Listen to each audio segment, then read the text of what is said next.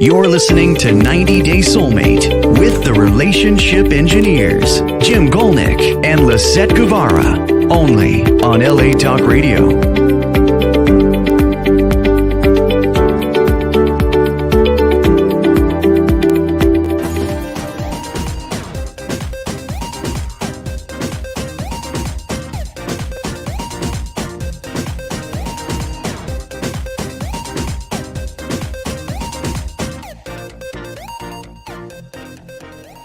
Welcome to 90 Day Soulmate with Lisett and Jim. Today, I'll talk a little more than usual, which sometimes it's always. It's a lot. Lisett has a Marilyn Monroe voice today. She's talking very whispery.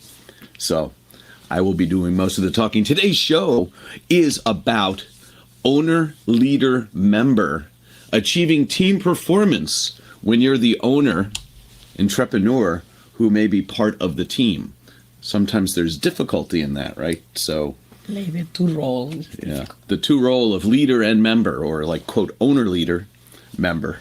And I've kind of broken it into three, because you can be a leader and a member of a team, but when you also have that designation as owner, it brings something with it that makes maybe the dynamics in the team a little bit more difficult or challenging, because now the other team players, the people on the team, have this one person who's the super team player. The superpower. The superpower. They have the power, the prestige, the position. Mm. And so maybe their opinions matter more than your own. Or maybe your opinion is their opinion. Well, we'll talk about that. This is today's show. Today we're going to be talking about the challenges as owner, leader, and member, not only for you as the owner, leader, and member, but for your team. We're going to be doing this through a sports team analogy, which helps to break down the different designations of the team within a company. We're going to look at navigating the roles for the business leader, and then achieving optimal performance. So let's get started with this. Why don't we? Let's think about that. So here are a couple of the areas where it's difficult. These are the challenges as leader and team member for the owner. The number one challenge is balancing authority and collaboration. And that's something we just brought up.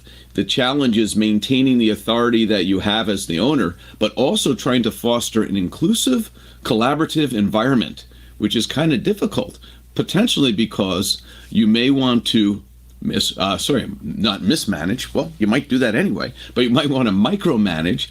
And so you need to empower team members to take initiative while trying not to micromanage.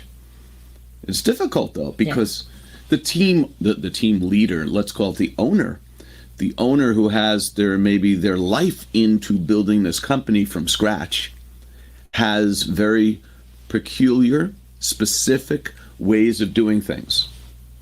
And now they're giving some of that responsibility to team members. Or are they? Or are they trying to have the team members just take over their behaviors? It's difficult. It's difficult. So it's a really difficult thing. So that's the number one thing, is the micromanagement versus the empowering people to do things, and basically delegating. Number two, managing subjectively versus objectively, or subjectivity versus objectivity, kind of like we were just talking about.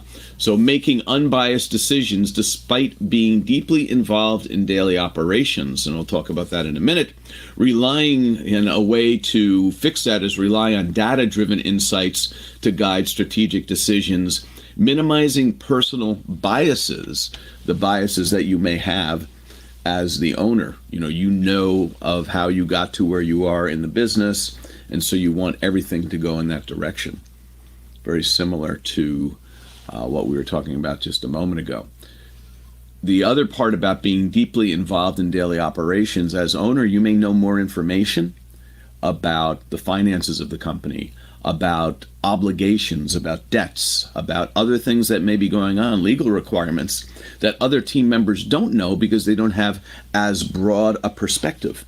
And without that broad perspective, they will be making decisions based upon their more narrow, specific role and view, which may be counter to what you think you should do, but it also might be the right thing. And it's tough because you think you are the leader, and the leader is looked up to, and then therefore you think you have to guide rather than collaboratively come up with a direction. Difficult. Yeah. These are difficult things. How about challenge number 3? Time management and role switching back and forth between the different things you need to do as the owner leader. How to efficiently switch back and forth between strategic leadership and hand-on tasks, or hands-on tasks, depending if you use one or 2 hands. Example, prioritize tasks and delegate effectively to balance long-term planning and immediate needs. Again, delegating and then just trusting your people. So part of this has to do, I think, with employee selection. Who are you putting on your team? That if you're at a point where you can't trust the people on your team, did you put the right people on your team? Yeah. You know what I mean? So when we're looking at the analogy, when we look at the sports analogy of this, when you trust your players to do what they're supposed to do, did you recruit the right players for your team? Say it's a baseball team. Or do you know that if you tell the guy, okay, try to get a hit, that they know what to do to try to get a hit? If you say, take the pitch, they actually know what that means. Let the ball go, depending on the player. That do you trust that they will do the correct thing in a situation when given a generalized instruction? So that is, it may be too late at that point if you are not trusting because you think you may have not brought the right people on. Yeah, but also you need time for trust people. Time to develop the trust. Yes. So it's not easy. So you hire somebody where you need time. Right. And so that's time. Part of that also has to do with experience and references and what other things you can point to. Like, did they also own their own company and they were pretty successful and you merged? But now when you merged, you are the quote owner. And so you trust that they're going to do the right thing, or you hired them from a different industry, you brought them into your company and you're feeling, well, they might not know how to navigate my type of company. And we'll look at that in a minute. And when we come back, we're going to talk more about owner, leader, member, and the challenges of a team. Tired of attracting the wrong type of guy, it was time to give something else a try. She got her computer and started to plan, and created a process to find her man. Soon she went on a perfect date. And then she knew it must be fate. In just 90 days, that is all it took. How she found her match? It is in the book. 90 Days Soulmate is brought to you by 90 Days Solutions.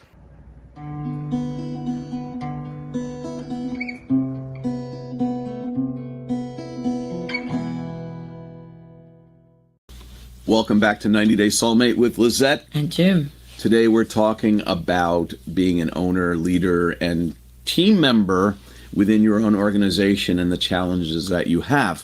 We're going to more closely define a business, and we're going to relate the analogy of a baseball team or a team, a sports team, to a business to kind of understand and identify roles and the specialization of those roles. Because it's not only like the baseball players are all different.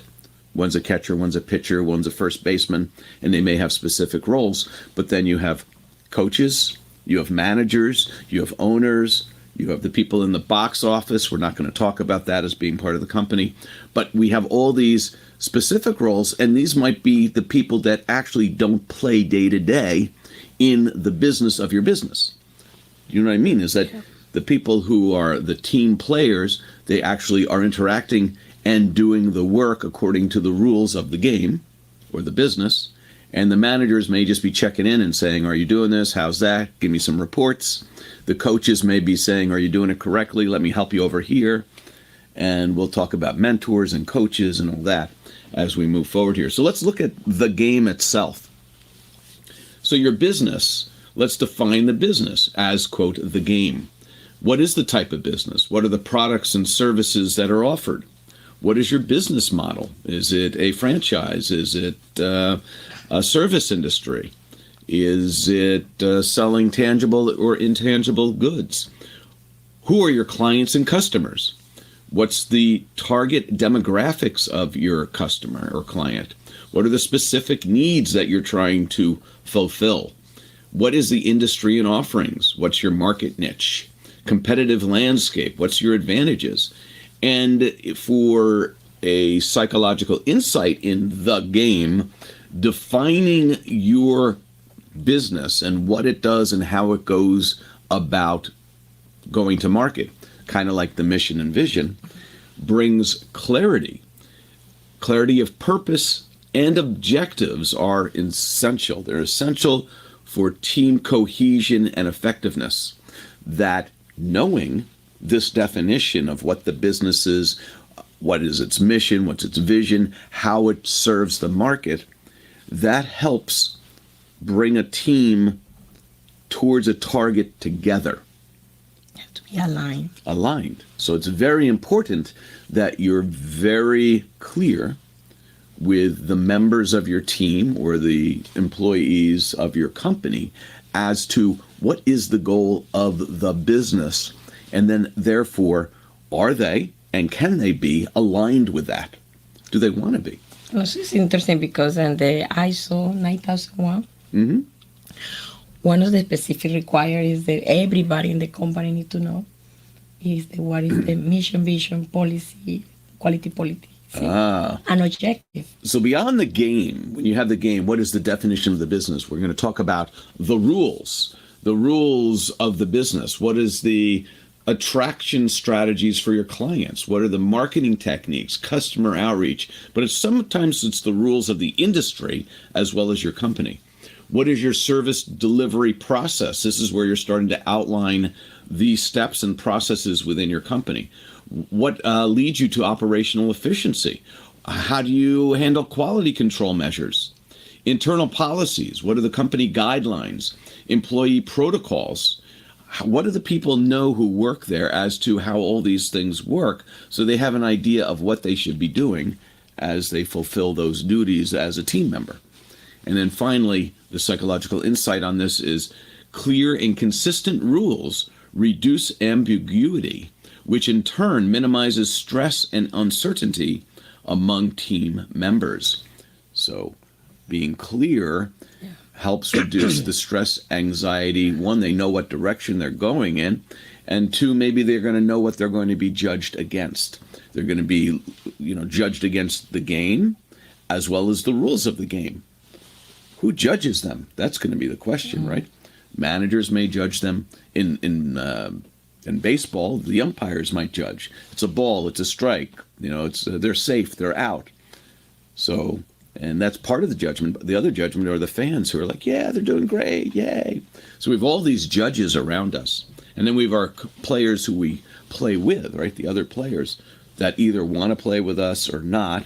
They want to include us, like if we're on the soccer field, are they going to pass me the ball? Or do they not trust me because I hog it and I always try to score on my own and I'm constantly missing? Or I play basketball and I'm terrible at shooting, but I love shooting. I love shooting, especially 4-pointers. Oh, wait, there's no 4-point play anymore. A lot of this comes down to then was when you know the game and you know the rules of the game, then when you are actually hiring people in the company, we're going to call that team formation. What is the selection criteria for the people on the team? What are their skills and experiences? What professional expertise do they have? What relevant qualifications do they have for their roles so when they're on the team they can actually do the required work according to the game and the rules of the game? What's the cultural fit? Do they align with the company values, and are they compatible with the work styles of the company? Oh, we go at it hard, we do it fast, we do it quick, we're trying to get clients answers as fast as possible. Production really has to jump through hoops to do things, or they're more methodical. They like taking their time. And this is the type of company where we're in, an engineering company, and we do it right the first time, all the time. That's the slogan, right? Yeah. Right the first time, all the time. But it takes twice as long as the company that does it right the first time, some of the time. You know, that company does it really fast, but then they have to redo it 3 times. The psychological insight in this, in team formation, is a diverse team will enhance creativity and problem solving, but also requires effective management to harness their full potential. The more diversity we have in styles of how they work, how people work, means we have to be accepting of these varied styles and understand how to work with them. When you have a unique and very narrow selection of employees, they may all have the same style and work well together, but not have the same creativity. They may not have the ability to access resources like a diverse team may. So there's benefits and drawbacks, and you have to balance that in your company when you're looking at forming the team that's going to work in the rules within the game that you play. That's important.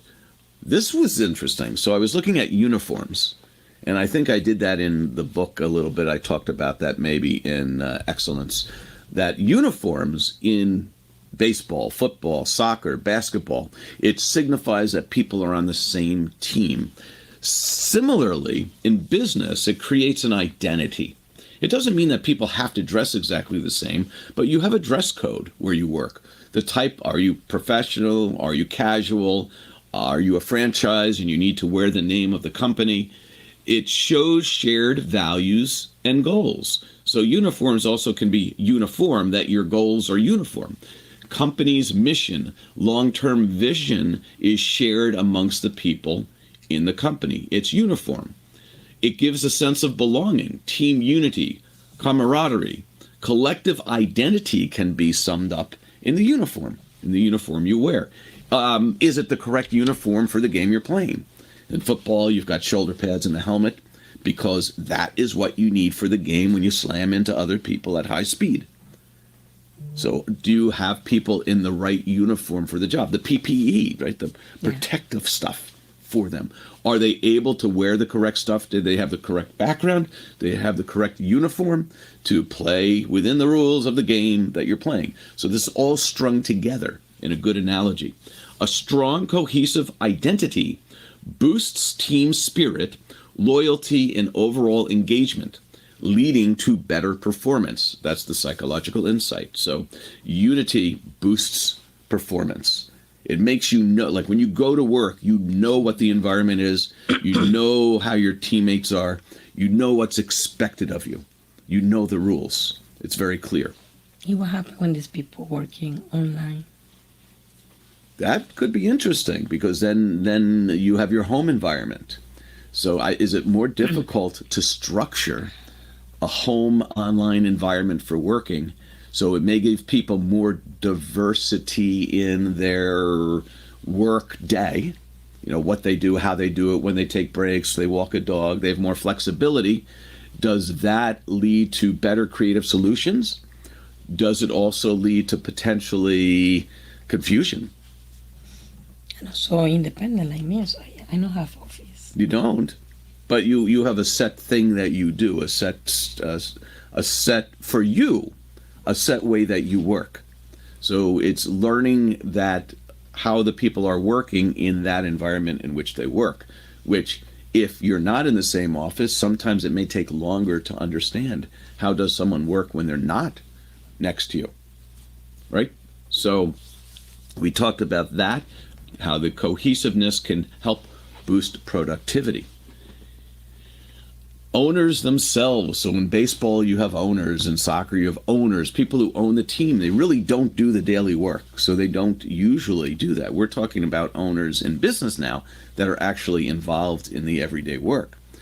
But in traditional pro baseball teams and football and soccer, the owners are these people who spend the money to get the team to make the money on the marketing, and they're doing this for investment and other things. where they are not the players. In fact, they're not the managers, they're not the coaches, they don't have that involvement. Let's look at owners. What is the involvement? What is the strategic direction versus daily operations? So are the owners providing only strategic direction, or are they involved in daily operations? Balancing high-level planning with day-to-day management is one of the challenges of the owner who is a leader as well as a team member. Balancing objectivity and subjectivity, maintaining an unbiased perspective while being involved in operations. And so again, we talked about that a little bit earlier, is how do you stay unbiased and just like one of the team when you really aren't one of the team because of your background, your power, your position, your knowledge, your maybe work ethic even. So people know owners of companies who say work 60, 70-hour work weeks. And then they're on a team with somebody who works a 40-hour work week. And there's that, that not challenge, but there's that tension, the tension between, well, they only work 40 hours a week. Yes, but that is what is normal and typical for people who are employees. And just because you're the owner working 60 hours or 70 hours a week, you're part of the team. If you bring that dedication and hard work to the team, that may not be a positive thing. Now, it may cause some people to work extra hard to try to raise their level of commitment and contribution to what yours is, but that can be from almost a coercive standpoint and not a functioning team standpoint. And finally, a psych insight or psychological insight on this is participative leadership, where owners involve team members in decision-making can enhance job satisfaction and overall performance. That's of the team members, increase their job satisfaction and increase performance when they're included in the leadership. So that maybe gives them a little bit more sense of the direction, the mission, the vision, and then as a team member, it can help guide them into better solutions. I think so. So now that we talked about owners, how about managers in baseball? So the manager. This line is interesting. The manager line. So let's look at the manager line. What are the roles of the manager line? They execute strategies and plans. So they're implementing business plans and strategic initiatives, typically for the owner, now in the owner of the professional team. So these are the people who are, say, one level above the coaches, and they're involved in getting the players on the field, so hiring. They are managing the overall. They have a little bit less to do with day-to-day, but they have a lot to do with who does day-to-day and what is done day-to-day from business planning and strategic initiatives. They can motivate and develop team members. They can encourage professional growth and maintaining high morale. They can probably also help develop independent development programs for the players or the team members or the people who are the day-to-day employees. So managers have that overall oversight for everything that goes on, less with the minute-to-minute work, but help the employees do that minute-to-minute work better by realizing where the weaknesses and strengths are and helping the employees get the training they need, maybe the mentorship or the coaching they need to achieve better performance in whatever they're involved in. The psychological insight on this is transformational leadership, which involves inspiring and motivating employees. It fosters high performance and engagement. So there's more performance, better performance, and better engagement when you inspire and motivate employees, active in their growth. So that's another good thing for. Let's talk about coaches. which is one step closer to the day-to-day. It's almost like the lead. Maybe consulting too. It could be. Coach could be a consultant, or it could be somebody within your organization who may be on the team and they kind of coach the other players. So the other team members, they can be providing guidance. They provide expertise, training, and skill development. So the managers may say we need to develop more skill in these areas, and then the coaches help do that. They may actually take on the training. They may bring in the courses and they may teach. Mentorship. So they may also be mentors or set you up or set somebody up with another person in the office who has more experience to help offer career advice, personal development, and support for the team members.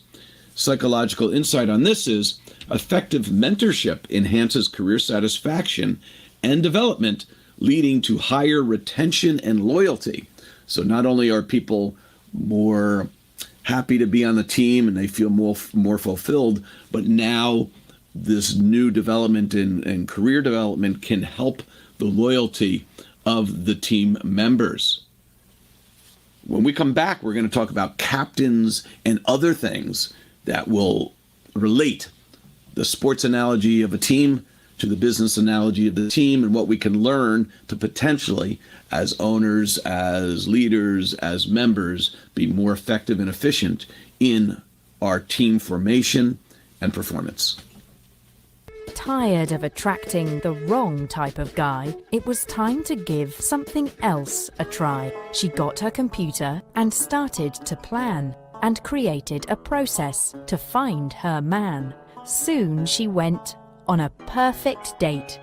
And then she knew it must be fate. Studies show that deep emotional connections enhance mental and physical health, that a soulmate is good for you in your mental and physical health. So you want to find a soulmate because it enhances your life.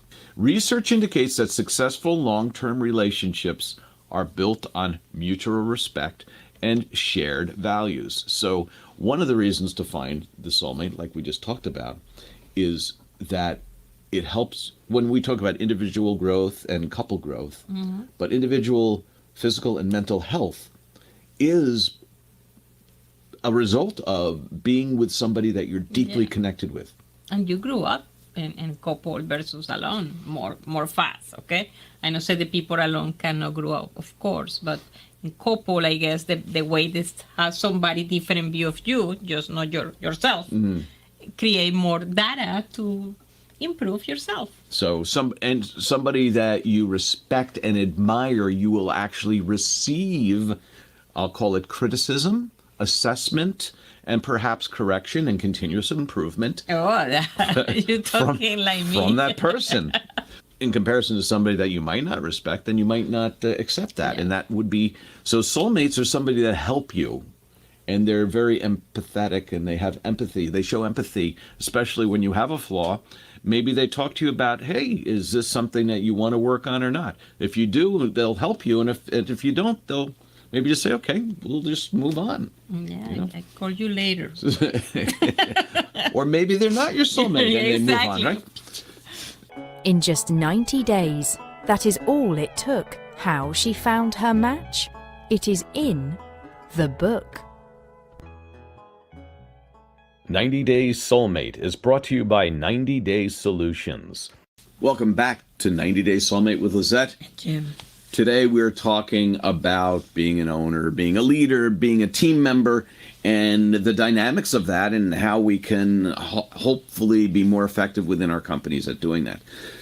We were just talking about coaches, and I said, well, maybe they're a lead. And let's look at coaches as being almost like the HR and training department rolled into one also, is that they are more responsible for the training. And sometimes we have specialists within our company. Like we have one guy in my company who is teaching forklift training to the new employees who are going to get certified. So he's not part of HR. He's not part of the training department. He is a lead on the floor who also teaches forklift. So that would be an instructor. But now we're going to talk about captains, which for the various areas of a company could be the leads in an area. In leadership, let's talk about the sports analogy, they can act as a role model, demonstrating integrity and work ethic. And a lot of times captains are voted by the team as this person I want to represent us because we believe that they have the skills as well as the professionalism necessary to be a good role model for us. They set the tone for collaboration. These captains foster a cooperative and supportive team environment, just like a lead would in a company. So captain, and sometimes the companies will call them captains or leads. Psychological insight is servant leadership, where leaders prioritize serving their team members, inspires trust and respect, fostering a supportive and productive environment. So captains are one of the, I think, from my standpoint, captains or leads are one of the most important pieces. Because in a small company, they could be what you consider the coach. They can be the manager also. Because if it's you have a 20-person company and you have 3 teams, you don't have a manager and a manager. You have maybe 3 leads who are like kind of mini managers. But they may be acting as a coach. They may be acting as a captain. They may be acting as a manager. They may be acting as all those things. And as the company grows, there's more to do. Now, as an owner who has maybe these small teams together, is collaborating with those groups, trying to come up with solutions as a team. It's a very interesting and complex situation, as we said. Let's go on to the players being the workforce. We talk about players, we can talk about talent acquisition. That number one is once you know the game and you know the rules of the game and you know what you are able to do and not able to do, you're going to look for identifying the skills, the attitudes, and cultural fit to the company to ensure that new hires align with company needs and culture in order to get the work done. You want people that fit with other people, but at the same time maybe give diverse experience, diverse backgrounds to have a wider variety of creative solutions than if everybody is like the owner. I remember this old thing is if there are 3 owners and they always agree with each other, 2 of them aren't needed, right? So when you have a team, you want to have diverse attitudes and experiences and perspectives in order to be able to come up with a solution that not any one of the people might come up with. Because if they all poke holes in each other's solutions, then maybe they come up with another solution that combines the best of each and gets rid of all the holes because they kind of, have a little tension in there and they figure it out. Psychological insight is when you craft your jobs where employees shape their roles for a better fit, that they can fit with their strengths, and not only that, their interests, that can enhance engagement and productivity. So in some companies, there's a role that's loose, that's defined more once you find the person to fit the role. You actually kind of contour the role to fit the person. If they're a little bit better with this, you add that to their job. If they're not as good at this, you have somebody else move in and take that over. That job contouring can enhance fit as well as productivity and engagement and well-being. Let's see what else we have here. So that was the players. Let's look at the positions. So the players you may bring in because you need them to play the sport, but you may need a pitcher. I may need a pitcher right now. I need a salesperson. I may need a batter. I need somebody in production. I need somebody to build something. That you now have to identify the position. What is the specialization of the person that you're hiring? What are the specific roles and responsibilities? The clear definition of tasks, duties, and expectations. Psychological insight. While specialization enhances efficiency, promoting collaboration and cross-functional teamwork fosters innovation and adaptability. So we're looking at both specialization, but teamwork and collaboration. So that's sometimes tough. Yeah. Because you might find some people who are specialized and they're really good at what they do, but they're a pain in the neck to work with, right? So they're the best at doing this ever. Well, and they know they are, and they can be a pain. But and I had a technical service person once who was fantastic. They could fix anything, but they annoyed 50% of the people they worked with. They were and you had to know how to work with the person. But in order to get certain things done and fixed, he was the person you went to. So you have to weigh that. Is that person a superstar, and you're going to have to deal with the repercussions of personality conflicts? Or you say, you know what, I want somebody who has that same specialization but collaborates better with other people. I think that's one of the things that you have to balance. Umpires. Who are the umpires in your industry, in your business? This could be compliance. It could be the regulatory bodies that ensure you are adhering to industry standards and the legal requirements. HR may do this, and legal standards. They may have the company implement policies that uphold ethical practices and employee rights. So, for instance, as a business owner, you may say, you know what, this job is all encompassing to you in your life. This is everything. And you kind of expect your employees to have that same feeling that everything should be for their job. And you think you can call them any hour of the day and that, hey, I need you in on Sunday. And there's a point where being overly demanding may start infringing on actually what's legally possible, where you want to have, say, hourly employees doing work when they're not actually getting paid, that there are things that you need to stay in compliance with, and to understand and know that, and have maybe an HR specialist who is there not only to enforce employee rights, but to protect you from doing something that may not be to your best interest in the long run. Yeah. So these are some of the umpires within our business. Fairness and transparency in enforcing rules and policies maintains trust and morale within the team. It can lead to higher job satisfaction. So balancing the, quote, umpires within the business and doing things right can be a benefit. Fans. We're going to talk about fans. So in a sports team, and those people in the stands, the people who wear your jersey, the people with the pom-poms, that these fans are the people who look at your reputation. So building a positive public perception with effective branding, public relations, and customer engagement strategies will be something that helps build your fan base. This helps keep your company reputation high. A positive reputation attracts top talent and enhances customer loyalty, contributing to overall business success.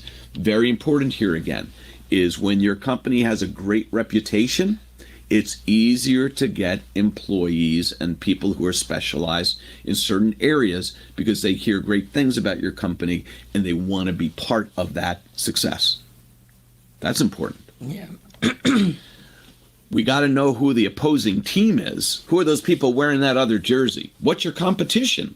We need to analyze strengths and weaknesses. So as an owner, team lead, team member, we should be looking at conducting SWOT analysis, which is strengths, weaknesses, opportunities, and threats of the internal environment as well as the external environment. We can benchmark against competitors and best practices. Psychological insight is competitive analysis informs strategic planning, helping business identify opportunities and threats. And for the long-term stability of a company, knowing the SWOT, not only of the organization, but we're going to get into the SWOT of yourself. You need to SWOT yourself sometimes for the benefit of yourself and the company. We can talk about media for the moment. Media, public relations, we can talk about advertising. We're not going to go too much into this, but developing proper communication strategies with media, managing the crises that may occur within your company, and building brand image and trying to keep it requires having good relationships with the media. The psychological insight is effective communication strategies and public relations efforts can build trust and credibility with stakeholders, enhancing the company's reputation. That's building off what we just talked about with fans, is that you want to not only have the fans who believe you because they've done business and see how you work, but you need to have that reputation through the media as well, and you need to manage that.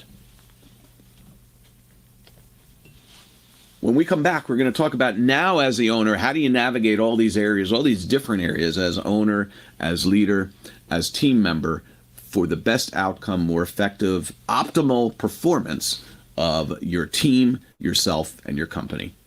Tired of attracting the wrong type of guy, it was time to give something else a try. She got her computer and started to plan and created a process to find her man. Soon she went on a perfect date. And then she knew it must be fate. In just 90 days, that is all it took. How she found her match? It is in the book. 90 Days Soulmate is brought to you by 90 Days Solutions. Welcome back to 90 Days Soulmate with Lisett. And Jim.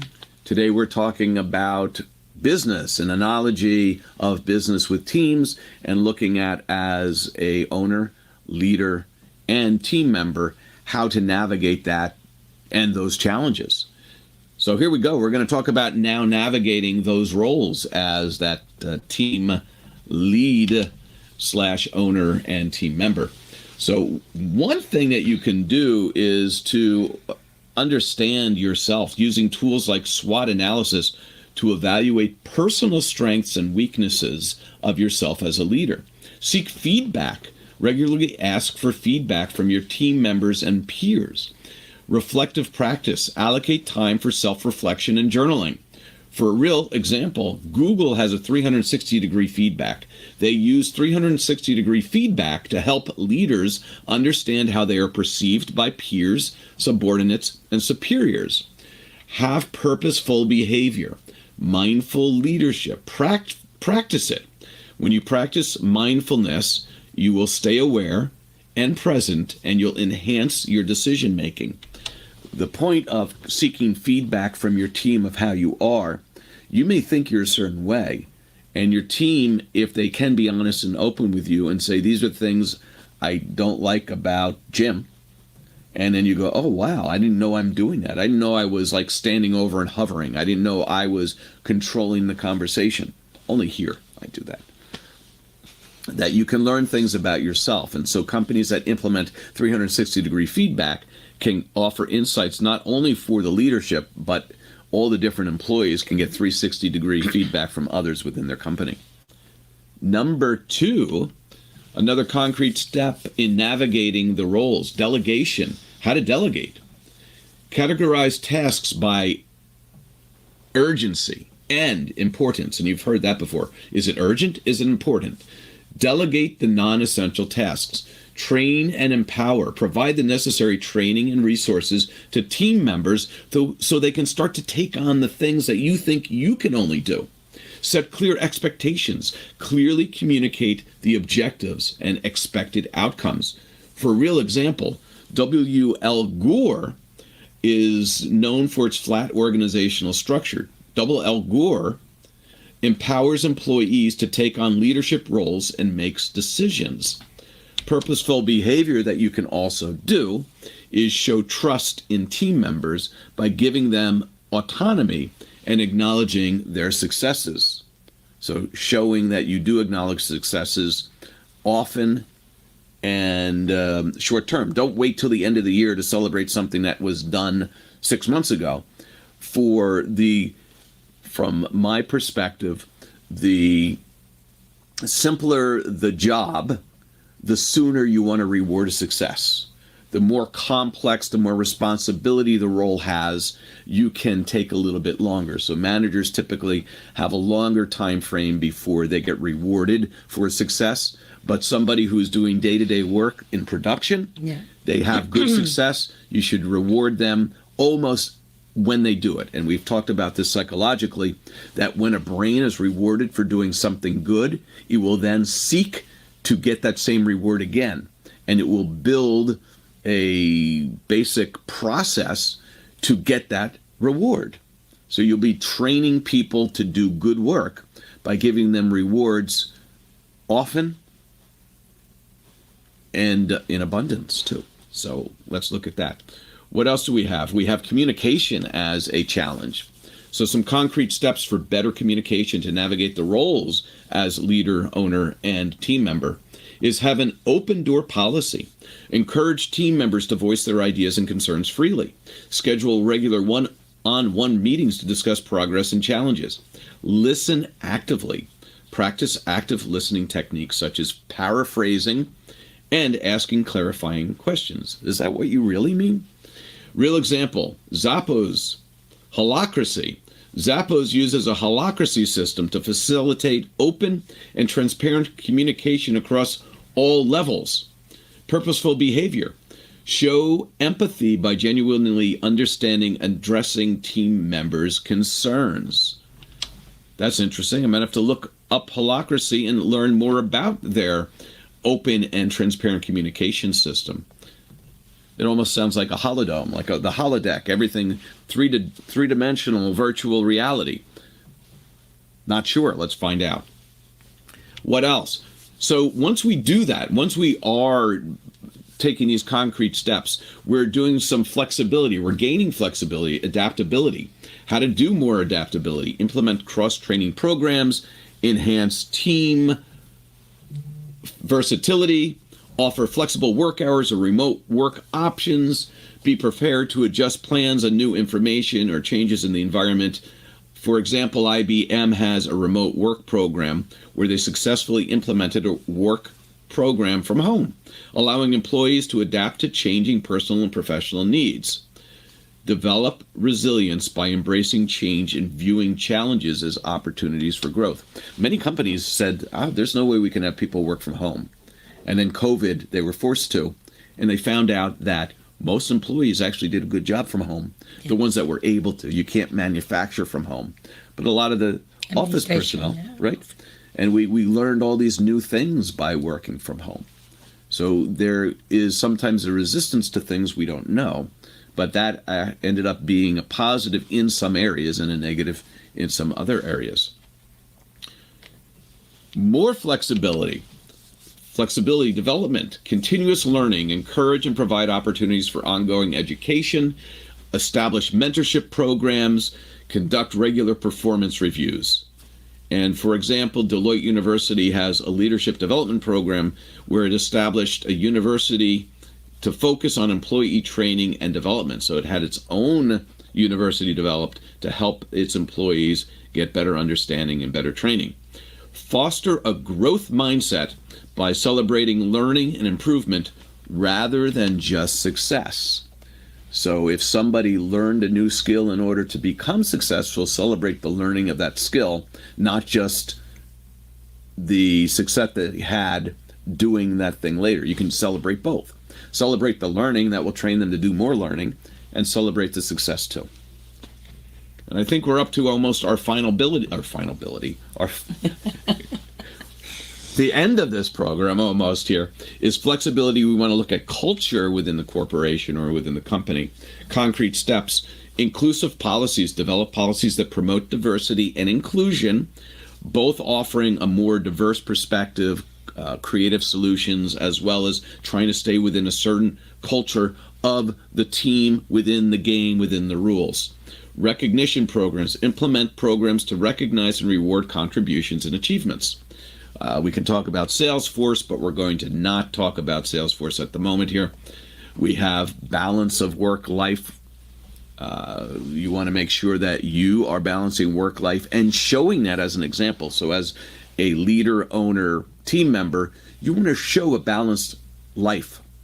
Work-life balance for you is then an example for your employees. They'll feel more like you're part of them and that you're really concerned about them and their well-being, and that will build commitment within the company as well.